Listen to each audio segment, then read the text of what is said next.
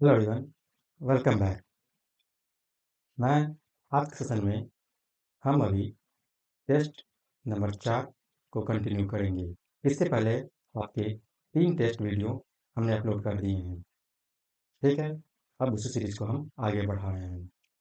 तो चलिए, आगे बढ़ने से पहले आपको बता दूँ, जैसा आपको मालूम है कि 407 सीट की बात हो रही है या लेस देन 500 या 500 के बराबर सीट आने वाली है।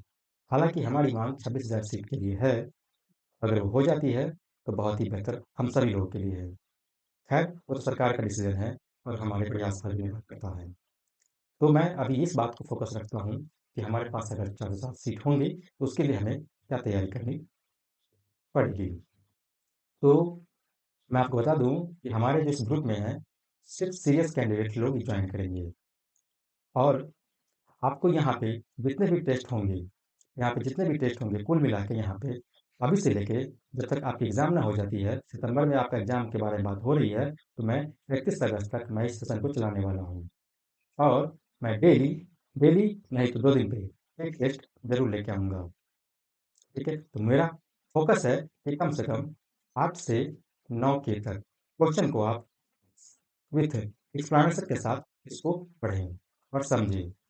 और अपने आप को आँकें कि आपका तैयारी का लेवल कितना है और आपकी कमियाँ क्या हैं और उस कमियों को आप दूर करें।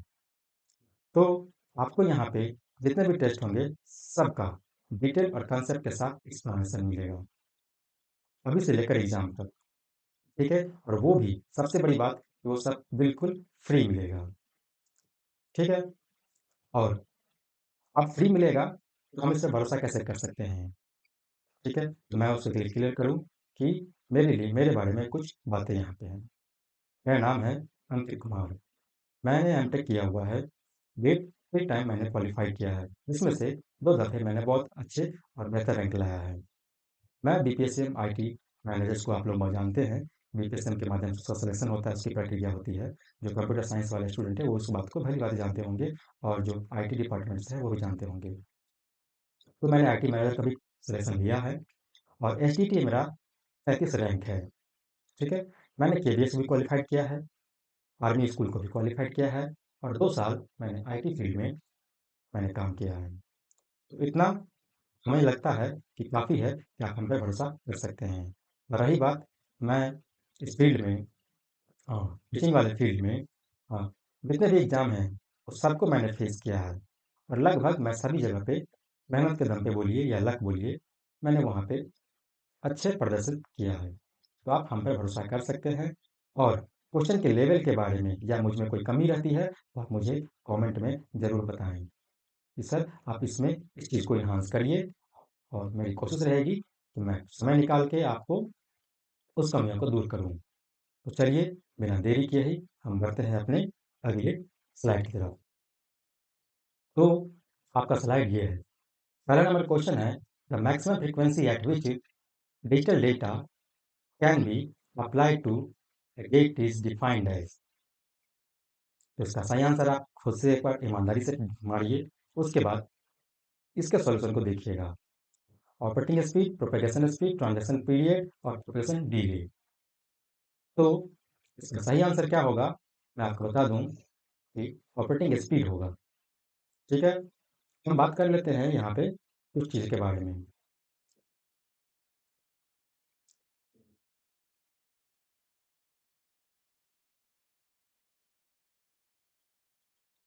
माफ़ी चाहूँगा।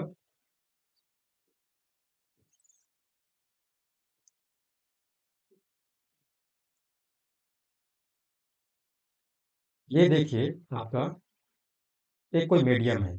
आपका डेटा पैकेट है यहाँ से, जो इस मीडियम से यहाँ से इस होकर जा रही है। इस डेटा पैकेट ए को इस डेटा पैकेट ए को यहाँ से अगर यहाँ तक आने में जो समय लगेगा, उसे हम क्या बोलेंगे? तो मान के चलिए T1 यहाँ पे पहुँचा है, T2 पे आगे यहाँ पे पैकेट पहुँच गई है। तो इसके डिफरेंस के जो इसमें T2 माइनस T1 जो होगा, वो क्या कहलाएगा? Propagation delay. अब जिस स्पीड से वो ये पैकेट ए यहाँ से जितने पैकेट यहाँ पे तीनों पैकेट है, जिस स्पीड से मान के चलिए 2 KB पर सेकंड जा रही है। जिस स्पीड से ये ट्रैवल किया है उसको बोलते हैं हम लोग प्रोपेगेशन स्पीड। ठीक है, ऑप्शन 2 तो मेरा क्लियर हो चुका है। अब था मेरा ट्रांजैक्शन, ऑप्शन नंबर सी था ट्रांजैक्शन ड्यूरेशन। तो ट्रांजैक्शन ड्यूरेशन आप लोग जानते होंगे, आप लोग ये हम लोग जैसे ट्रांजैक्शन करते हैं तो कोई भी ट्रांजैक्शन कंप्लीट होने में जो टाइम लगता है उसको ट्रांजैक्शन ड्यूरेशन कहते हैं। तो बचा मेरे पास option number A operating speed. किसी भी गेट को, किसी भी सर्किट को, किसी भी कॉम्बिनेशन सर्किट को वहाँ पे ये संबंध रखता है कि उसको रिस्पॉन्स देने में जितना टाइम लगता है उसको ऑपरेशन स्पीड कहते हैं। तो ऑप्शन नंबर मेरा उसका सही आंसर था ऑप्शन नंबर ए। बढ़ते हैं हम अगले क्वेश्चन की तरफ। ठीक है, क्लियर हो गया, आगे बढ़ते हैं। द ऑक्टल इक्विवेलेंट ऑफ 11111010 क्या होगा? ये बहुत सा बेसिक सा क्वेश्चन है, इसके बारे में हम लोग सही आंसर कर सकते हैं। 111010 इसका ऑक्टल रिप्रेजेंटेशन बोल रहा है। तो आपको ऑक्टल के बारे में जाने हुए हैं, हेक्साडेसिमल के बारे में जाने हुए हैं, डेसिमल के बारे में जाने हुए हैं, बाइनरी के बारे में जाने हुए हैं। ठीक है, तो ऑक्टल रिप्रेजेंटेशन में मुझे कितने बिट की कंबाइन करना पड़ता है? 3 बिट के लिए। वो हमें कैसे मालूम चला? वो आपको पहले से पता है। नहीं पता है तो मैं बता दूं कि ऑक्टल रिप्रेजेंटेशन के लिए मेरे पास 3 बिट का पैकेट बनाना पड़ता है। तो 3 बिट और 3 बिट। अब हम बात करेंगे 3 बिट किधर से, तो 3 बिट हम राइट वर्ड से करते हैं। ठीक है, जैसे मैं बात करूं 0 1 0 1 1 1 इसमें मेरे पास 1 2 3 4 5 6 7 बिट है। अगर मैं इसको ऑक्टल रिप्रेजेंट करूं तो 3 बिट का मैंने एक पैकेट बनाया, इधर 3 बिट, इधर 3 बिट, इधर तो मेरा नहीं है तो मैं 0 को यहाँ पे ऐड कर दूंगा। ठीक है, तो ये मेरा 3 कम्बिनेशन 3 पैकेट बन गए। अब इसका हम जो मान निकालेंगे वो ऑक्टल में आएगा। ठीक है, तो रही बात, हम अपने क्वेश्चन की तरफ बढ़ते हैं, इसका उत्तर निकालते हैं। तो ठीक है, इसका मान कितना होगा? डेसिमल नंबर सिस्टम में ये 2, इसका मान कितना होगा? ये 7। अब ये कैसे आया? वो बहुत सा बेसिक सा है, उम्मीद करते हैं कि आपको ये सब आता होगा। इसका सही आंसर क्या हो जाएगा? 72, 72। इसका सही आंसर क्या हो गया? 72। बढ़ते हैं हम अगले क्वेश्चन की तरफ। Which of IC has only one output line? AND gate, demultiplexer, multiplexer, BCD code, क्या होगा इसका आंसर? ये आंसर आप दीजिएगा उससे पहले मैं बता दूं, आपको इस चारे के बारे में कम से कम डेफिनेशन और इसका फोटो आपको याद होना चाहिए, तभी इस चारों में आप डिफरेंशिएट कर सकते हैं। तो मैं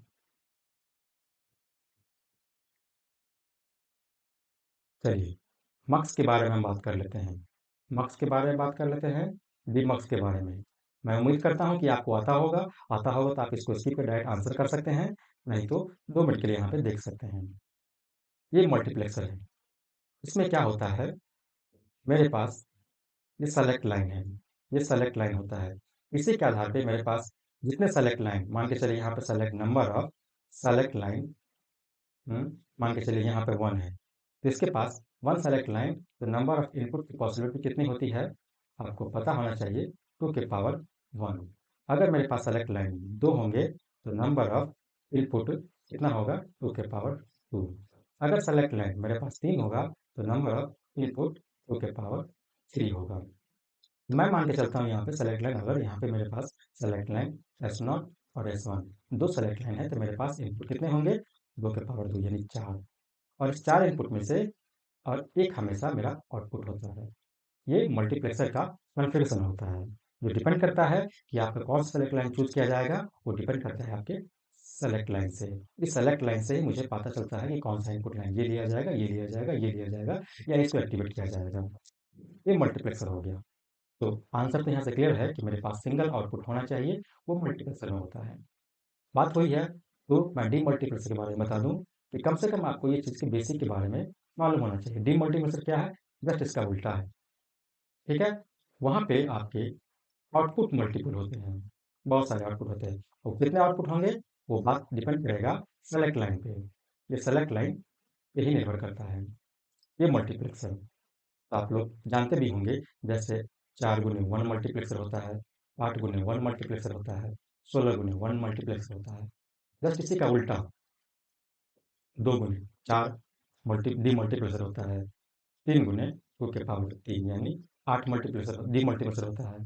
तो ये चीज़ बेसिक चीज़ है, आपको पता होना चाहिए, कम से कम इतना तो होना ही चाहिए। अब बात करते हैं इनकोडर और डिकोडर की। तो यहाँ पे जगह है इनकोडर और डिकोडर। बहुत सारे लोगों को कन्फ्यूजन होता है, मैं यहाँ पे एक सेकंड, बहुत सारे लोगों को इनकोडर में और डिकोडर में भी अंतर स्थापित करने में प्रॉब्लम होती है। हालाँकि आती है आप लोगों को, मैं उम्मीद करता हूँ, फिर भी मैं अपने स्तर से बता देना चाह रहा हूँ। इनकोड में क्या होता है कि आपको कंप्रेस करने की ज़रूरत पड़ती है। कंप्रेस मतलब ये मेरा ओपिनियन है, मैं इसको ऐसे दिमाग में रखा हूँ, ठीक है? ताकि मैं खुद ना भूल जाऊँ, जब मैं पढ़ाई करता था, उस टाइम के बारे में बात कर रहा हूँ। आपके पास मान के चलिए 4 इनपुट है, तो ये 2 की पावर n है, तो मेरे पास 2 आउटपुट लाइन होंगे। फिर इसका डिकोडर में एक्सपेंशन होता है। आपके पास 2 इनपुट लाइन, तो मेरे पास 4 आउटपुट लाइन्स होंगे। तो ऐसे हम मोटा-मोटी दिमाग में कम से कम फ़ोटो याद रखे हैं, ताकि कम से कम मुझे ये कन्फ्यूज़न ना हो। अगर मैं इतना कर लेता हूँ, तो मेरे लिए काफ़ी है। आपके एग्ज़ाम में, ये चाहे वो एसटीईटी का एग्ज़ाम हो या बीपीएससी का एग्ज़ाम हो, ठीक है? आपसे वो कभी नहीं पूछेगा कि आप इस क्वेश्चन का आंसर ऐसे दो कि उसमें 2 मिनट, 3 मिनट या 4 मिनट लग जाए। विदिन 1 मिनट अगर आपका बेसिक कांसेप्ट क्लियर है, तो विदिन 1 मिनट बनने के लिए वो काफ़ी है। ठीक है? तो वो आपसे कभी ये उम्मीद नहीं करता है कि आप इस क्वेश्चन के गहरे लेवल में जाके और बहुत ही बारीकी से इस क्वेश्चन को हल करें, और उस लेवल का क्वेश्चन आपको कभी नहीं पूछा जाएगा। क्योंकि आपके पास 80 क्वेश्चन बनाने रहते हैं, ठीक है? 1 घंटा या 2 घंटा में, यानी हर क्वेश्चन आपको 1.5 मिनट से भी कम मिलते हैं, ठीक है? तो क्वेश्चन का लेवल ऐसा ही बनाया रहता है कि बच्चे को कम से कम इतने समय में वो क्वेश्चन को हल किया जा सके। इस बात से आप लोग निश्चिंत से मुक्त रहिए कि बहुत लेवल हाई रहेगा, बहुत लेवल बहुत डीप रहेगा, गेट लेवल का क्वेश्चन पूछेगा, यूजीसी नेट लेवल का पूछेगा, सब पूछेगा, ठीक है? लेकिन वो सिर्फ़ और सिर्फ़ बेसिक कांसेप्ट से ही ओरिएंटेड रहेंगे, इतना निश्चित है। बढ़ते हैं हम अपने अगले स्लाइड की तरफ। तो इसका सही आंसर क्या हो जाएगा? ओनली वन आउटपुट, तो मल्टीप्लेक्सर के पास केवल और केवल एक आउटपुट होता है।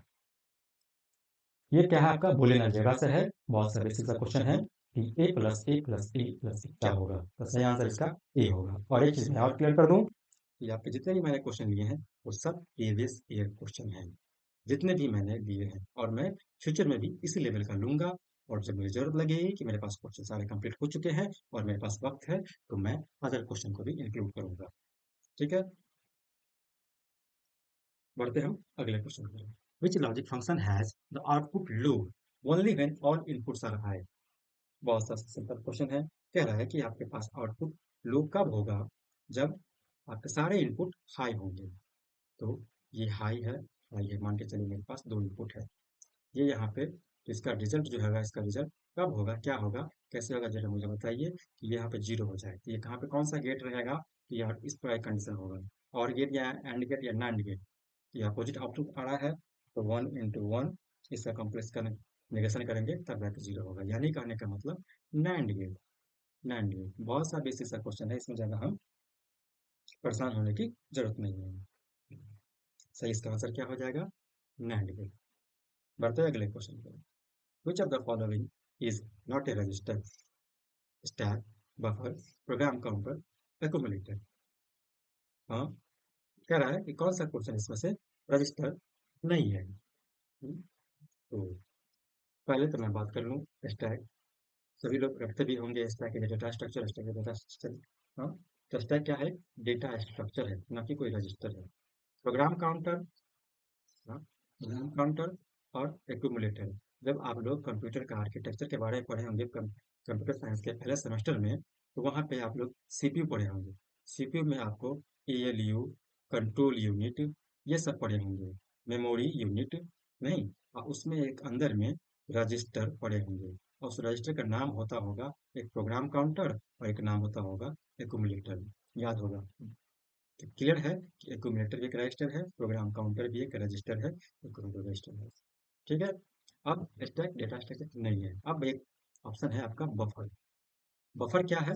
बफर का तो नाम सुने होंगे। बफर एक ऐसा एरिया होता है, स्पेस होता है, जिसमें आपको टेम्पोररी डेटा को स्टोर किया जाता है। ठीक है, ये भी एक प्रकार का टेम्पोररी रजिस्टर भी होता है। तीन ऑप्शन हो गए क्लियर। ऑप्शन नंबर ए सही होगा। तो स्टैक मेरा रजिस्टर नहीं है। देखिए इसका आंसर जो है ना, गलत सेट किया गया है। आप इस पे इसको सही कर लीजिएगा खुद से। स्टैक में रजिस्टर नहीं, बफर भी रजिस्टर है, प्रोग्राम काउंटर भी रजिस्टर है, और एक क्यूमुलेटिव रजिस्टर है। आंसर इसका सही नहीं फीड हुआ है, इसलिए ऐसा हुआ है। इसमें कोई टेंशन वाली बात नहीं। बढ़ते हैं अगले क्वेश्चन की तरफ। Question number 7, which command in DOS would be used to duplicate the entire disk? कह रहा है कि कौन सा कमांड इस्तेमाल किया जाता है पूरे के पूरे डिस्क को, पूरे के पूरे एरिया को कॉपी करने के लिए, हम्म, फाइल को। तो कौन सा? तो ये तो रिमेम्बर करने वाली क्वेश्चन है, याद है तो ठीक है, नहीं याद है तो नहीं।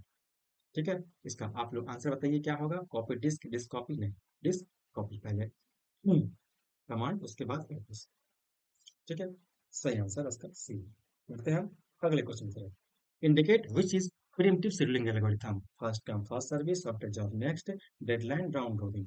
इसके बारे में थोड़ा हम चर्चा कर लेते हैं।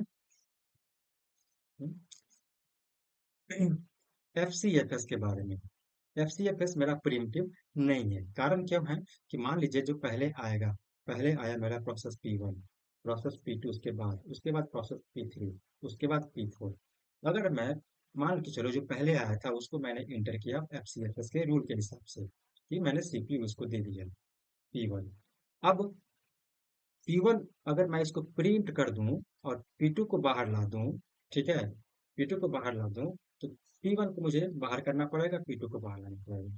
फिर अगर एक समय पर मान लो चलो मैं P2 को बाहर कर दूं और P3 को अंदर ले लूं और इस प्रक्रिया को मेंटेन करूं, तो गारंटी है कि वहां पे स्टारवेशन होगा। तो ऐसा प्रोटोकॉल बना दिया गया है कि एफसीएफएस पॉलिसी को फॉलो करने पर मुझे प्री इम्प्टिव को मैं लागू नहीं करूंगा। ठीक है, अब बात करते हैं शॉर्टेस्ट जॉब नेक्स्ट। इसमें भी मुझे प्री इम्प्टिव वाला कंसेप्ट नहीं लगाएंगे, ये नहीं ऐसा रूल कहता है। तो कहाँ पे होगा प्री इम्प्टिव? तो प्री इम्प्टिव होता है राउंड रोबिन में। ठीक है, तो मैं बात करता हूँ राउंड रोबिन। राउंड रोबिन, तो राउंड रोबिन मेरा प्री इम्प्टिव होता है। आप लोग राउंड रोबिन में नाम सुने होंगे। वहां पे होता है टाइम क्वांटम। टाइम क्वांटम जैसे मान लीजिए टी वन के पास, मेरे पास 4 माइक्रो सेकंड यानी 4 सेकंड मान के चलिए, इसको चाहिए प्रोसेस को कंप्लीट करने में। P2 को चाहिए 6 सेकंड कंप्लीट करने में। अब मैं राउंड रोबिन में क्या कहता हूँ, 2-2 सेकंड का टाइम क्वांटम दे दिया हूँ।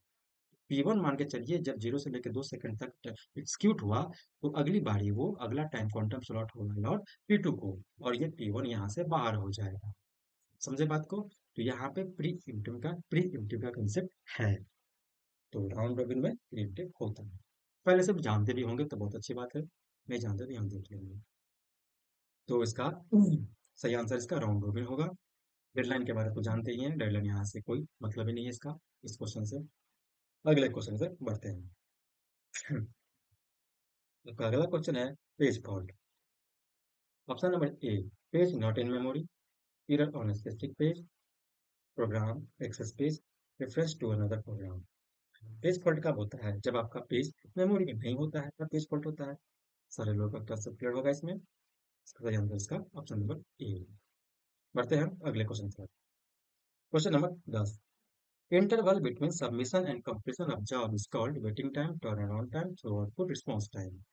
ऑपरेटिंग सिस्टम का क्वेश्चन है। हाँ, कह रहा है कि submission and completion of job क्या कहलाता है। इस पर थोड़ा चर्चा कर लें हम।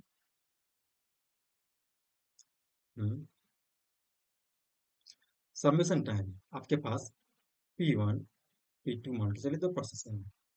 जब प्रोसेस मेरा रेडी स्टेट में आ जाता है, रेडी स्टेट में, ठीक है, जब जिस टाइम पे वो आता है प्रोसेस, उसको हम लोग सबमिशन टाइम या अराइवल टाइम बोलते हैं, सबको पता है।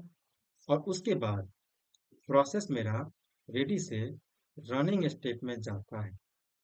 प्रोसेस मान के चलिए कोई प्रोसेस P1 रनिंग स्टेट में आ गया, और रनिंग स्टेट में मान के चलिए उसने अपने टाइम को कंप्लीट किया, कंप्लीट किया, वो बाहर फिर एग्जिट हो जाता है।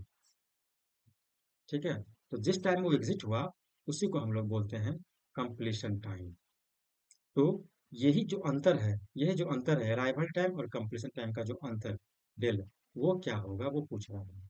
तो आपको पता होगा कि इस समय को हम लोग बोलते हैं टर्न अराउंड टाइम, और फार्मूला भी याद रखे होंगे आप लोग जब आप लोग ऑपरेटिंग सिस्टम का पढ़ते होंगे, तो वहाँ पे शेड्यूलिंग का टॉपिक है, चैप्टर है, वहाँ पे इस टॉपिक को याद किए होंगे कि टर्न अराउंड टाइम क्या होता है। तो completion time minus arrival time को हम लोग टर्न अराउंड टाइम बोलते हैं। उसी प्रकार वेटिंग टाइम के बारे में आप लोग जानते होंगे। ठीक है, वेटिंग टाइम कि भाई साहब उसको अपना उस रनिंग प्रोसेस में जाने के लिए कब तक उसको वेट करना पड़ा, वही वेटिंग टाइम होता है। तो ये सब देख रहे हैं, सारे क्वेश्चन बेसिक के ही हैं, अगर आपको आते हैं तो आप अच्छा से कर सकते हैं, ऑब्वियस सी बात है। थ्रू आउटपुट के बारे में जानते हैं, रिस्पॉन्स टाइम के बारे में क्या कहते हैं, वेटिंग टाइम के बारे में क्या कहते हैं। थ्रू आउटपुट के बारे में मैं 2 मिनट में बात कर लूँ, 2 सेकंड के लिए।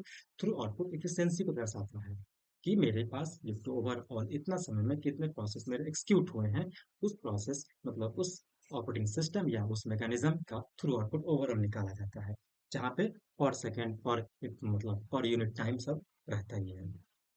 ये थ्रू आउटपुट भी क्लियर हो गया। रिस्पॉन्स टाइम मुझे कब मुझे मौका मिला अंदर जाने का, मेरे पे कब एक्शन हुआ, उसको बोलते हैं रिस्पॉन्स टाइम। ठीक है, बढ़ते हैं हम अगले क्वेश्चन पे। इसका सही आंसर क्या हो जाएगा, टर्न अराउंड टाइम। तो अगला क्वेश्चन है मेरा, एक असेंबलर क्या है, प्रोग्रामिंग डिपेंडेंट है, सिंटेक्स डिपेंडेंट है, मशीन डिपेंडेंट है, या डेटा डिपेंडेंट है। बहुत से बेसिक क्वेश्चन है कि असेंबलर के बारे में बात करें तो ये मशीन पर निर्भर करता है। ठीक है, इसका सही आंसर मशीन डिपेंडेंट। इसको ज़्यादा चर्चा करने के लिए कुछ है नहीं, अगर करना चाहें तो उसमें कर सकते हैं। आप लोग पहले से जानते होंगे और याद भी होगा बहुत कुछ जुबान पे याद। Question number 12, situation where result depends on who runs when called. मतलब ऐसा सिचुएशन जो डिपेंड करता है कि कौन सा पहले रन करेगा, और इस प्रकार की व्यवस्था तो क्या कहते हैं, message passing, critical section, mutual exclusion, या रेस कंडीशन। तो रेस कंडीशन में ऐसा होता है, जब रेस कंडीशन में बात करते हैं तो रेस कंडीशन में इस बात पर ध्यान रखा जाता है कि आपका प्रोसेस डेडलाइन में फंसेगा कि नहीं फंसेगा। वहां पे आप लोगों को रेस कंडीशन का कंसेप्ट आता है कि अगर मेरे पास बहुत सारे प्रोसेस है P1 P2 P3, इस तीनों में कौन पहले अंदर जाएगा, कौन किससे पहले सीपीयू लॉकआउट होगा, मेमोरी एलोकेट होगा, या रिसोर्स एलोकेट होगा। इस प्रकार की जो व्यवस्था होती है उसको बोलते हैं रेस कंडीशन, यानी रेस में कौन भाग लेगा। वर्ड्स भी क्लियर है। तो इसका सही आंसर होगा race condition. Mutual exclusive fit का सेक्शन भी आप जानते होंगे, कुछ फिट का सेक्शन वो सेक्शन है जहाँ पे क्या कहते हैं डेडलॉक की होने की पॉसिबिलिटी सबसे ज्यादा होती है, अगर हम कुछ रूल को प्रोटोकॉल को फॉलो ना करें। और उसके लिए मुझे mutual exclusive, stop and wait वगैरह 4 प्रकार के कंडीशन को फॉलो करने पड़ते हैं। ठीक है, तो बढ़ते हैं हम इसको क्लिक करके दिस कंडीशन, अगला ऑप्शन देखते हैं। Main function of dispatcher is use to या इज टू, क्या करता है मेन फंक्शन, डिस्पैचर का काम क्या है, असाइन करता है रेडी प्रोसेस को सीपीयू को, स्वैपिंग का काम, सस्पेंसिंग लोड फ्रॉम डिस्क। अब बात कर लेते हैं, यहाँ पे कुछ चीजें हमें जानने की जरूरत है, शायद आप लोग जानते भी होंगे, और नहीं जानते हैं तो यहाँ पे देख भी लेंगे, और जानते होंगे तो रिवीजन भी कर लेंगे। आपको पता है कि प्रोसेस के कितने स्टेट होते हैं। ठीक है। पहले तो यहाँ पे न्यू स्टेट होते हैं, ये रेडी, ये आपका रनिंग, वेट, ठीक है, एग्जिट, ऐसे ही होता है। तो आपको ये पूछ रहा है कि डिस्पैचर का काम क्या होता है। तो जब आपका प्रोसेस रेडी स्टेट से रनिंग स्टेट में जो पहुंचाने का काम होता है, और या रनिंग स्टेट में हो रहा है और वहां से वो प्रीएम्प्ट हो गया, तो इस प्रकार का जो काम होता है ना, वो डिस्पैचर करते हैं। ठीक है। हम्म, अब ऑप्शन नंबर क्या है आपका, ऑप्शन हम देखते हैं कि असाइन करता है रेडी प्रोसेस को तो सीपीयू, सीपीयू यहाँ से मतलब रखता है वही रनिंग स्टेट के बारे में, तो उसका आंसर तो ये होगा। अब बात करते हैं स्वैपिंग क्या होता है। स्वैपिंग, अब मैं एक चीज बता दूं, आप मुझे बताइएगा, ये तो मेरा डिस्कसर का काम हो गया।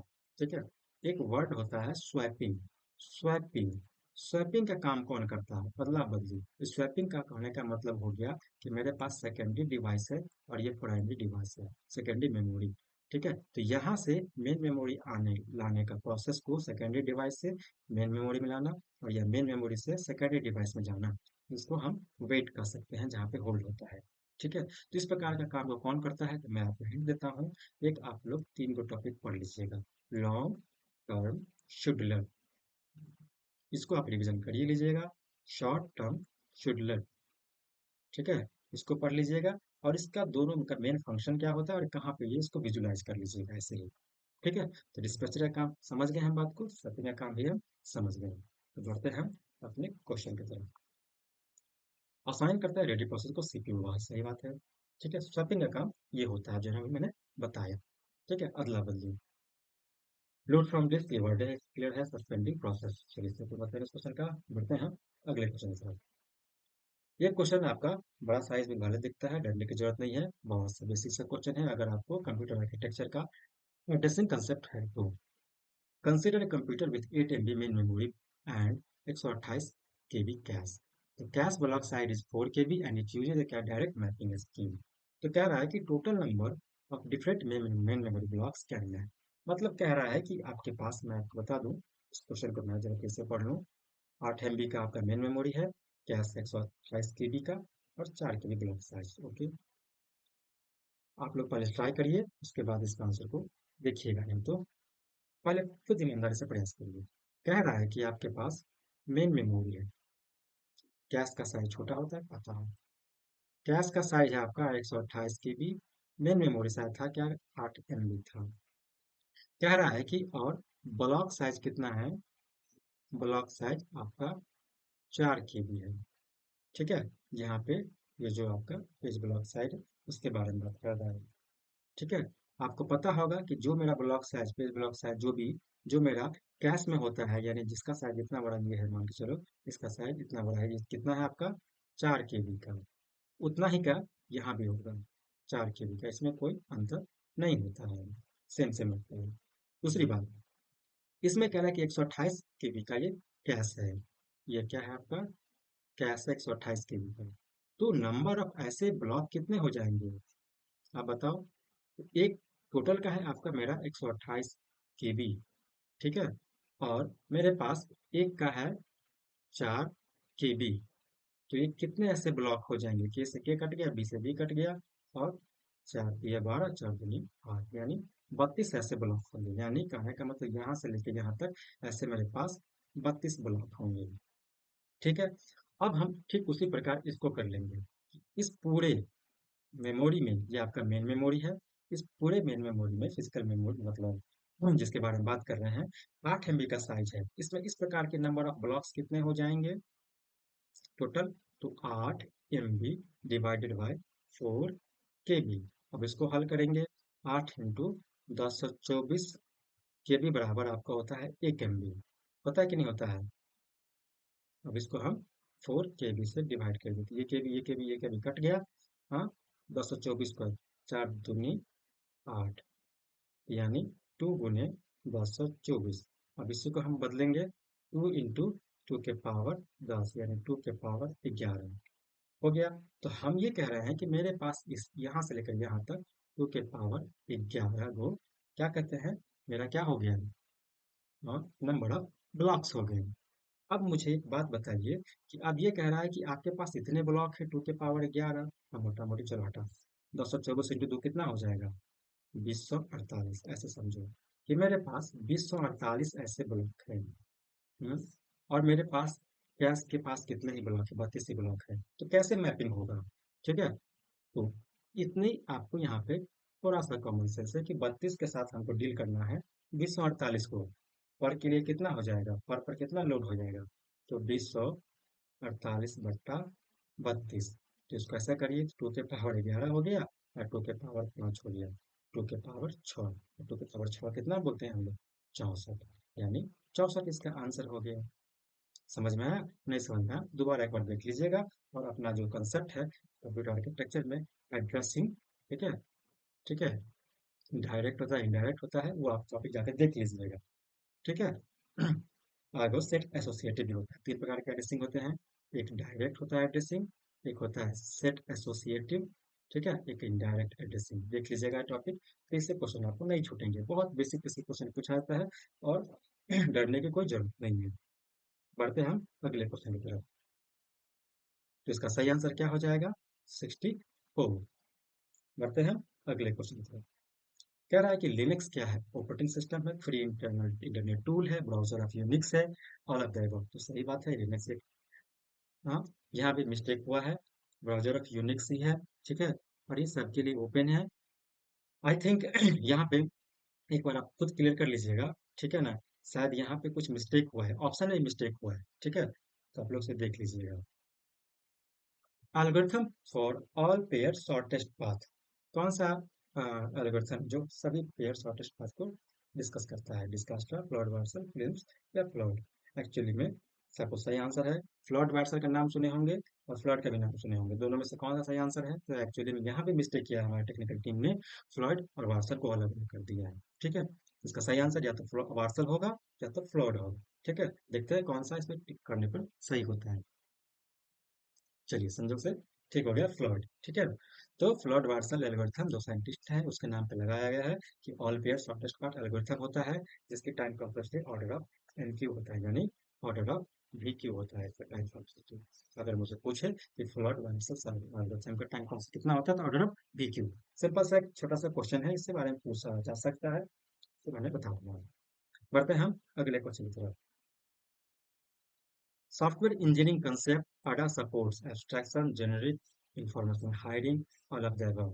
तो ये ADA क्या सपोर्ट करता है? तो आप लोग आंसर करिएगा खुद से, उसका आंसर बता दूं, ऑल ऑफ द एबव होगा। थ्योरी बेस्ट क्वेश्चन है, ठीक है। बढ़ते हैं अगले क्वेश्चन की तरफ। सिस्टम आइडेंटिफाइज फाइल बाय, कह रहा है कि हम मेरे सिस्टम में जो कुछ फाइल को खोजते हैं तो नाम से खोजा जाता है, फिर आई नोड से खोजा जाता है, एब्सोल्यूट पाथ से खोजा जाता है, या ऑर्डर के माध्यम से खोजा जाता है। जो भी हो, इसका आई नोड इसका आंसर होगा, ठीक है। आई नोड के माध्यम से ही सिस्टम जो है ना खुद से वो खोजता है। भले हम अपना ग्राफिकल इंटरफेस इस्तेमाल करते हैं, मतलब ग्राफिकल इंटरफेस बोले तो जो सिस्टम हम अपने आंखों से देख सकते हैं, उसमें हम कुछ काम कर सकते हैं ग्राफ के माध्यम से, ठीक है। तो ये हमारे बारे में नहीं पूछ रहा है, ये पूछ रहा है सिस्टम कैसे आइडेंटिफाई करता है आई नोड नंबर के आधार पे। बढ़ते हैं हम अगले क्वेश्चन की तरफ। TTL gate switching based on, ये आपका क्या कहते हैं, हालांकि प्योर कंप्यूटर साइंस से तो नहीं है, ठीक है, ये इलेक्ट्रिकल और इलेक्ट्रॉनिक्स वाले से संबंध रखता है। फिर भी इन्होंने एग्जाम में पूछा हुआ प्रीवियस ईयर में, तो ऑप्शन मैंने दे दिया है, क्वेश्चन को सेलेक्ट किया गया है इसको। TTL gate switching based on Sennheiser diode multi emitter transistor या नॉट। ये एक्चुअली ये कंसेप्ट है टीटीएल का जो है ना, मल्टी इमिटर ट्रांजिस्टर, जहाँ पे आप लोग पीएन जंक्शन का कंसेप्ट पढ़ते होंगे, डायोड के बारे में पढ़ते होंगे, तो उसको थोड़ा बहुत आप लोग कलेक्ट कर सकते हैं वहां से, ठीक है। एक बार आप लोग रिविजन कर लेंगे, अगर हालांकि इस टाइप क्वेश्चन अब हमारे बीपीएससी में उम्मीद है कि ना पूछेगा, ठीक है। बढ़ते हैं हम अगले क्वेश्चन से। टेस्टिंग बियॉन्ड नॉर्मल कैपेसिटीज क्या कहलाता है? आपका टेस्टिंग के कॉन्सेप्ट है आपका सॉफ्टवेयर इंजीनियरिंग का, वहां से क्वेश्चन है कि टेस्टिंग आपका जो है किससे बियॉन्ड करता है? नॉर्मल कैपेसिटी से ज्यादा हमको लोड देते हैं उस टाइम में, उस प्रकार के टेस्टिंग क्या बोलते हैं? Integration, term test, unit testing, stress testing. Actually उसका नाम है स्ट्रेस टेस्टिंग। जितने प्रकार की टेस्टिंग है उसको हम अगर देख लेंगे तो इससे भी हमको क्वेश्चन नहीं छूटेगा। बढ़ते हैं हम अगले क्वेश्चन की तरफ। क्वेश्चन नंबर 21 क्या है? Lock file can be access by one user, modified with password, hide sensitive information, both A and B. ठीक है, तो इसका सही आंसर क्या होगा? प्योर थ्योरेटिकल और कॉमन सेंस का क्वेश्चन है, इसमें कोई बड़ी बात नहीं है, ऑप्शन ए और बी होगा। करते हैं अगले क्वेश्चन की तरफ। एक्टिव एक्स एडवांस फॉर्म किसका है? ओएलई का, ओसीएक्स का, एडीओ का, डीओ का। ये भी आपका क्या कहते हैं, एक्टिव एक्स का आजकल का नाम है, पहले इसका नाम एक्चुअली ओसीएक्स था, जो बेस्ट ओपन था ओएलई का ही, ठीक है। आप लोग थोड़ा सा देख लेंगे, थ्योरेटिकल क्वेश्चन है, याद रहेगा तो बनेगा, नहीं याद रहेगा तो नहीं बनेगा। फिजिकल एड्रेस एग्जाम्पल, ये इसमें थोड़ा सा क्या कहते हैं, सही क्वेश्चन मिला है कि बहुत सारे डाउट यहाँ पे क्लियर हो जाएंगे। फिजिकल एड्रेस का एग्जाम्पल इसमें से एक दो तीन चार ऑप्शन में से क्या ये फिजिकल एड्रेस है? तो फिजिकल एड्रेस किसको बोलते हैं? बताइए। तो यहाँ पे कितने ऑक्टेट है इसका इस्तेमाल करिए, 1 octet, 2 octet, 3 octet, 4 octet, 5 octet, और 40 बिट का इस्तेमाल हुआ है। तो जी नहीं, फिजिकल एड्रेस के लिए मेरा 40 बिट नहीं होता है। अगर आपको याद होगा कि 48 बिट, 64 बिट और 32 बिट में कौन कौन कौन सा बिट किसके लिए डेडिकेटेड है, तो इस तभी इसको हम आंसर कर पाएंगे। ये बात कर रहा है मैक एड्रेस के बारे में। तो मैक एड्रेस कितना बिट का होता है, आप लोग बताओ। 8, 8, 16, 32, 64, ये बहुत ज्यादा हो गया। 8, 16, 32, 64, 40, कौन सा इसका आंसर होगा, बताइए तो। 8 का 9, 16, 32, 24, 8, 40, 1, 2, 3, 4, 5, 1, 2, 3, 4, 5, 6, ये 8 से 48 बिट का है। तो ये आपका मैक एड्रेस बोले तो फिजिकल एड्रेस के बारे में बात कर रहे हैं। ठीक है, अब बढ़ते हैं अगले क्वेश्चन की तरफ। कह रहा है कि in OSI packet moves lower to upper layer headerings, क्या होता है। जब ओएसआई मॉडल पढ़ते हैं, टीसीपी आईपी मॉडल पढ़ते हैं, तो वो बोल रहा है कि जब आपका पैकेट मूव करता है नीचे से ऊपर की तरफ, तो हेडर क्या होता है, उसमें ऐड होता है, मॉडिफाइड होता है, रीअरेंज होता है, या रिमूव होता है। तो आप लोग को पता ही होगा आंसर, नहीं पता तो यहाँ देख लीजिए कहना क्या चाह रहा है ये क्वेश्चन। कह रहा है कि आपके पास पैकेट ये ऐसे ऐसे करके आता है, फिर नीचे से अगर ऊपर की तरफ जाता है, हाँ, तो आपको पता ही है कि फिजिकल लेयर है, ये डेटा लिंक लेयर है, ये नेटवर्क लेयर है। तो यहाँ से पैकेट अगर मान के चलिए पैकेट आपको ऊपर की तरफ जाता है, यहाँ से, तो हेडर फाइल क्या होता है, तो ये इस तरह से इंक्रिप्शन मोड होता है और इधर से डिक्रिप्शन मोड होता है। तो इंक्रिप्शन मोड में मेरा हेडर हेडर फाइल जो है ना ऐड होता है इस साइड में। ठीक है, जब ऊपर से नीचे होता है तो जितने भी हेडर फाइल है, और नीचे से ऊपर की तरफ जाता है तो यहाँ पे रिमूव होता है, जितने भी हेडर फाइल है वो रिमूव होता है। तो सही आंसर इसका क्या होगा, रिमूव होगा। आपको इसका मैकेनिज्म ही पता होगा कि सबसे पहले तो क्या कहते हैं, हेडर फाइल सबसे ऊपर वाला लेयर अपना ऐड करता है, मान के चलिए कि मेरा डेटा पैकेट ये है, इसमें हेडर फाइल जोड़ दिया। अगले लेवल पे जाएगा तो वो लेवल भी अपना एक हेडर फाइल जोड़ देगा, आपका डेटा पैकेट इतना बड़ा हो गया। फिर अगला लेवल पे जाएगा नीचे की तरफ तो 3 फाइल जुड़ गया और आपका डेटा पैकेट ये हो गया। इसी प्रकार से आता है और आता है, और फिर ऊपर से यहाँ पे पहला लेवल इसको डिक्रिप्ट करता है, तो आपका डेटा पैकेट ये हो गया, और सिर्फ 2 ही हेडर फाइल। फिर उसके बाद अगले अपर लेयर पर जाएगा, वो अपना काम करेगा, अपना हेडर फाइल को वो हटा देगा। यही प्रक्रिया चलती रहती है। ठीक है, तो हमारे पास सोर्स से लेकर डेस्टिनेशन तक मैसेज ऐसे ही आता है। तो इसका आंसर होगा आपको रिमूव्ड। ठीक है, बढ़ते हैं हम अगले क्वेश्चन की तरफ। Channel where transmission direction unchange, ऐसा चैनल जिसमें ट्रांसमिशन का डायरेक्शन जो है ना बदलता नहीं है, क्या होता है, सिंपलेक्स होता है, हाफ डुप्लेक्स होता है, फुल डुप्लेक्स होता है, या डुप्लेक्स होता है। तो आपको आंसर कर सकते हैं, तो सही आंसर क्या होगा, सिंपलेक्स। सिंपलेक्स में क्या होता है कि आपका चैनल नहीं बदलता है। ठीक है, उसका डायरेक्शन नहीं बदलता है। कहना क्या चाह रहा है आपका कि हाँ, वन वे कम्युनिकेशन के बारे में बात करते हैं। आपका ये चैनल है, इसमें से डेटा को ट्रांसफर करते हैं, मान के चलिए यहाँ से यहाँ जाती है, तो एक टाइम पे एट ए टाइम पे सिर्फ एक ही डायरेक्शन में होता है इसमें। ठीक है ना, अगर यहाँ पे हम मैसेज को पास कर रहे हैं तो यहाँ से मैसेज पास नहीं होगा, कम्युनिकेशन नहीं होगा। इस प्रकार की व्यवस्था को क्या बोलते हैं, सिंपलेक्स बोलते हैं। आप लोगों को पता होगा, डुप्लेक्स के बारे में जानते हैं। ठीक है ना, हाफ डुप्लेक्स के कहने का मतलब एट एनी टाइम डुप्लेक्स रहेगा, लेकिन एक सिंगल मीडियम में रहेगा। जैसे मैं बात कर रहा हूँ, चलिए बता ही देता हूँ। हम्म, मैं इधर से ही मैसेज को पास कर सकता हूँ, इधर से ही मैसेज को पास कर सकता हूँ। ठीक है ना, और पैरेलली यानी एक समय पे यहाँ से पास भी कर सकता हूँ, दूसरे समय उस समय पे यहाँ से ही मैसेज हम पास कर सकते हैं, डेटा को ट्रांसफर कर सकते हैं। इसको हम लोग बोलते हैं फुल डुप्लेक्स। अब हाफ डुप्लेक्स किसको बोलते हैं। तो हाफ डुप्लेक्स में आपका क्या होता है कि डुप्लेक्स मोड तो रहता है, लेकिन एक समय में मैं किसी एक को ही ट्रांसफर कर सकता हूँ, टी समय में या तो इसको ट्रांसफर कर सकता हूँ, इसको एक्सेस मतलब एक्टिव कर सकता हूँ, या तो एक्टिव मोड कर सकता हूँ। दोनों को पैरेलली एक बार में एक्टिव मोड में नहीं डाल सकते हैं, इसको हाफ डुप्लेक्स बोलते हैं। बढ़ते हैं अगले क्वेश्चन की तरफ। Protocol for bidirectional transmission layer two, क्या होगा, sending window, sliding window, stopping, wait ARQ, sliding window.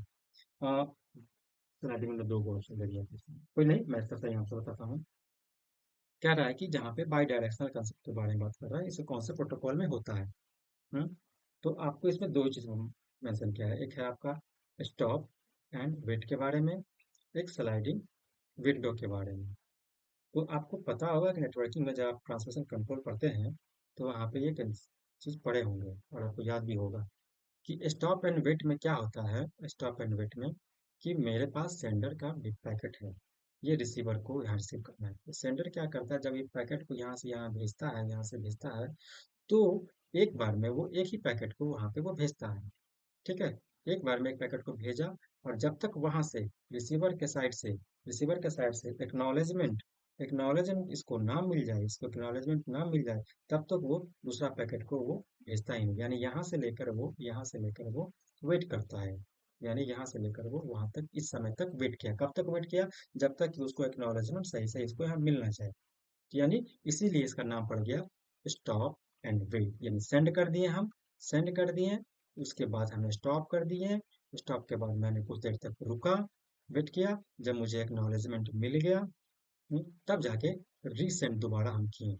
मतलब उसी को नहीं करना एक्चुअली में, अगेन नेक्स्ट को हम आगे सेंड किए। ठीक है, अब मैं इस स्लाइड पे आता हूँ। स्लाइडिंग विंडो प्रोटोकॉल में क्या होता है कि हम एक पैकेट को यहाँ से भेज दिए। ठीक है, यहाँ से भेज दिए, तो मैं इस वेटिंग टाइम को, जहाँ पे स्टॉप एंड वेट में जो कमियां थी कि मुझे उतना समय तक रुकना पड़ा जब तक ये एक्नॉलेजमेंट ना आया, और मेन कमियां कि एक्नॉलेजमेंट अगर लॉस कर गया तो मेरा वेटिंग टाइम का ड्यूरेशन जो है ना मेरा बढ़ गया। नहीं, इंतजार करना पड़ा लंबा, तो ये इसका क्या है, कमियां हैं। तो इस कमियां को दूर करने के लिए स्लाइडिंग विंडो प्रोटोकॉल में दूर हो जाती है। स्लाइडिंग विंडो प्रोटोकॉल में क्या होता है कि मैंने एक पैकेट को यहाँ से यहाँ तक, यहाँ से यहाँ तक, देखिए यहाँ पैकेट है आपका, यहाँ से यहाँ मैंने इसको भेज दिया। ठीक है, भेज दिया, और इसका एक्नॉलेजमेंट जब तक आएगा, आए कोई बात नहीं, जब आना होगा आएगा, कोई दिक्कत नहीं है, तब तक मैं वेट नहीं करूंगा, मैं दूसरा पैकेट को भी इस माध्यम से मैं भेजता रहूंगा। Packet one, packet two, packet three, जो भी हो। ठीक है, तो इस प्रकार की व्यवस्था को हम स्लाइडिंग विंडो प्रोटोकॉल कहते हैं। और आप देख सकते हैं क्या इसमें बाई डायरेक्शनल है, यानी दो डायरेक्शनल है एक साथ में। तो हाँ, पहला क्या है, बैक में फिर से बता दूं कि एक बार में तो इन्होंने स्लाइडिंग विंडो प्रोटोकॉल में इन्होंने यहाँ से भेजा, और यहाँ पे भेजा या पहुंचा। ठीक है, अब उसी समय में ये एक्नॉलेजमेंट भी भेज दिया। ठीक है, और तब तक डेटा भी आ रहा है, एक्नॉलेजमेंट भी क्रॉस कर रहा है। ठीक है, तो यहाँ पे दोनों डायरेक्शन में कहीं भी वेटिंग वाली गप नहीं है कि नहीं है? तो यहाँ पे यही बोल रहा है कि बाई डायरेक्शनल कंसेप्ट किस में है। ठीक है, लेयर टू के बारे में बात कर रहे हैं। ठीक है, तो आंसर इसका क्या हो जाएगा? सही आंसर स्लाइडिंग विंडो प्रोटोकॉल, या ये स्लाइडिंग विंडो या फिर स्लाइडिंग, देखते हैं कौन सा आंसर है सही है। ठीक है, दो ऑप्शन आ गया था इसमें। बढ़ते हैं हम अगले क्वेश्चन की तरफ। कह रहा है कि स्पेशल 8 बिट फ्लैग सीक्वेंस कौन सा है? स्पेशल 8 बिट फ्लैग कौन सा है इसमें? ये, तो ये आपको dirty bit flag, special flag bit, आपको क्या कहते हैं, नेटवर्किंग का ही कंसेप्ट है इसमें। तो आपको एक्चुअली इसका सही आंसर हालांकि तो ये होगा कि आपके डेटा पैकेट और मुझे पहचानने के लिए ऐसा इस्तेमाल किया जाता है कि स्पेशल फ्लैग बिट का कहाँ से इस्तेमाल किया जाए, कैसा उसका फॉर्मेट है। तो दो जीरो के बीच में मेरे पास 6 गो वन होते हैं। ये पहचानने के लिए क्या होता है कि भाई साहब ये मेरा डेटा एरिया है। ठीक है, तो इसका सही आंसर हो जाएगा ऑप्शन डी। बढ़ते हैं हम अगले क्वेश्चन की तरफ। कह रहा है कि लॉजिकल स्कीमा क्या है? इंटायर डेटाबेस के बारे में, all of three, store on disk, organizing information, एक्सेसुअल part. Logical schema, physical schema और कॉन्सेप्चुअल स्कीमा के बारे में आप नाम सुने होंगे, नहीं सुने होंगे, चलिए मैं आपको बता ही दूं, ये थोड़ा सा है। हाँ, चलिए आपको मैं बता दूं कि ये आपका मान लीजिए कि डेटाबेस, ठीक है। तो कंसेप्चुअल स्कीमा क्या कह रहा है? कंसेप्चुअल स्कीमा वो बोलता है कि आपका बिलोंग्स टू इंटायर डेटाबेस के बारे में बताता है। ठीक है, उसका ये व्यू बतलाता है कंसेप्चुअल स्कीमा। फिजिकल स्कीमा के बारे में बात करें तो आपको पता है कि फिजिकल स्कीमा ये कहता है कि आपका डेटाबेस में कैसे आपका डेटा सब स्टोर होगा, उसके ये तरीका बताता है। How actually data is store on the disk, ये बात करता है। How actually data are stored, data are stored on disk, ये इसके बारे में बात करता है। ठीक है, तो बताते हैं कि लॉजिकल क्या कह रहा है। लॉजिकल क्या कहता है? ये लॉजिकल स्कीमा कह रहा है कि डेटा को लॉजिकल, ये तरीका बताता है कि कैसे, हाँ, how standard way to, option क्या था आपका? टाइम खत्म हो गया, कोई नहीं, मैं इसको रिपीट करता हूँ, उसको तुरंत वहां जाता हूँ। इसका सही आंसर था ये 72 मल्टीप्लेक्सर ए NAND गेट टैग, वो तो गलती हुआ था। डिस्क कॉपी, क्वेश्चन खत्म हो गया। Round robin, is not in memory, turn around time, machine dependent, rest condition, इसका 64। इसका वाला जवाब था, ये गलती है तो इसमें पता नहीं। दूसरा स्टेप फ्लॉयड था इसका। All of the above, I note से हम पता करते हैं। मल्टीमीटर टर्म टीटीएल है। स्टेशन के बारे में बात करता है। केस ओसीएल्स, रिमूव्ड, सिंप्लेक्स, स्लाइडिंग विंडो। हाँ, लॉजिकल के बारे में बात करता है। ये कह रहा है कि ऑर्गेनाइज करता है इंफॉर्मेशन एक्सेसिबल पार्ट को। ठीक है।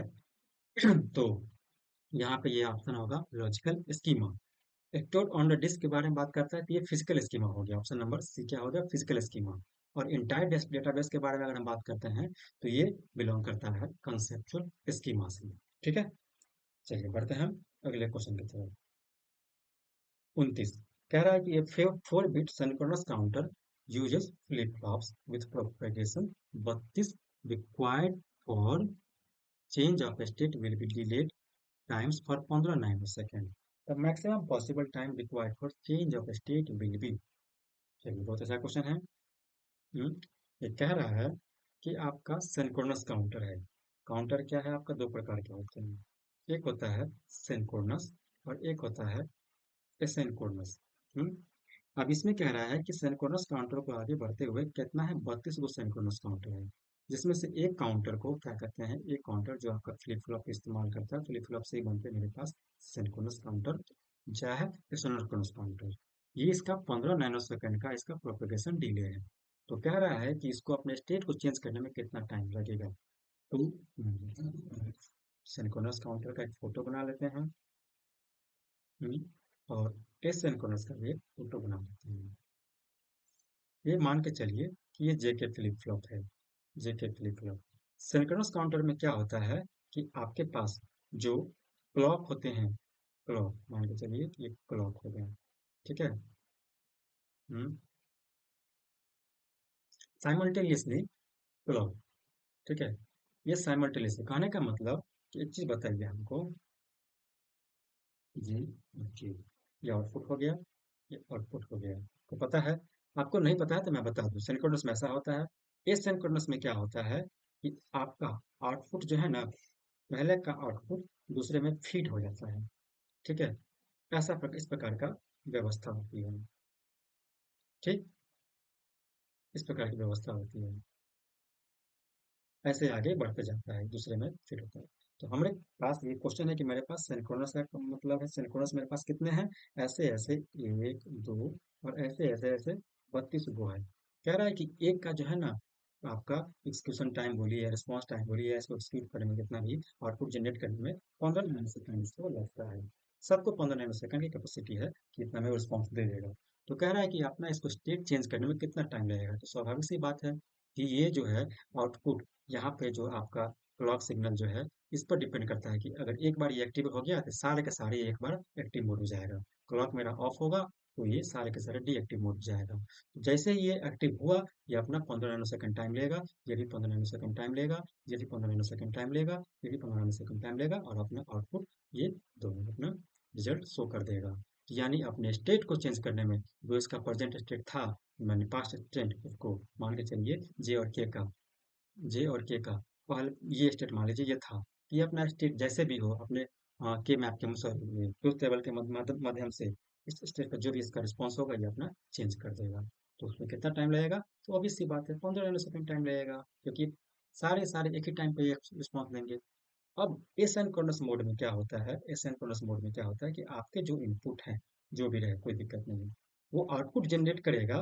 तो ये दूसरे वाले के लिए एक इसका जो आउटपुट है, यानी पहले वाले का जो आउटपुट है वो दूसरे वाले में इनपुट की तरह काम करेगा। तो अब कॉमन सेंस बात है कि अगर इसने पहला वाला ये 15 नैनो सेकंड टाइम लिया, तो दूसरे वाला तो तभी ना रिस्पॉन्स देगा जब ये 15 नैनो सेकंड अपना खत्म किया, ये आउटपुट जनरेट किया, ये आउटपुट इसके बाद आया, तब जाके ये एक्टिव मोड में जाएगा। समझे? तो यानी यहाँ पे पीछे वाले पे निर्भर करता है।